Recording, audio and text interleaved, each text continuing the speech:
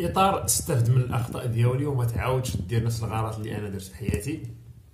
اليوم غادي نقول لكم جوج ديال الحوايج اللي خاصك انت كواحد لو جون ولا واحد الشاب يعني عنده طموحات في الحياه، باغي يدير شي حاجه في حياته في العشرينات ديالك، في البدايه ديال الثلاثينات، يعني الثلاثينات الى غير ذلك.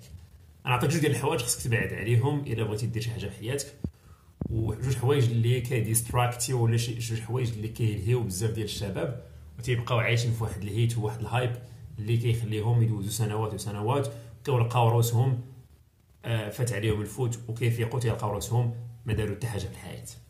جوج، الحاجه الاولى هي الكره. ما تبقاش تفرج في الكره، بارسا الريال كذا، هذا دي فرقتنا، هذاك الفرق دي فرقتكم، اللعيبات كذا، هذاك الشيء كله ضياع الوقت عندك ما دير به، لان لا يعقل انك نتايا في مقتبل العمر وكتفرج في واحد اللي ربما انت قدو ولا انت كاع كبر منه، كتشجعو كتصفق فيه وكتصفق ليه، كيبني في الحياه ديالو، كيبني في المسار المهني وفي الكارير ديالو، انت كتفرج فيه وانت مجرد متفرج.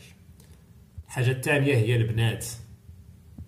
الا ما كنتيش سيريو وعندك واحد الهدف ديال انك هدف نبيل من مورا العلاقه ديالك مع واحد الانسان وبغيت تزوج بها، البنات مجرد مضيعه للوقت، النساء مضيعه للوقت، ما عندك ما دير بيهم، ديها في راسك، ديها في خدمتك، دير شي حاجه اللي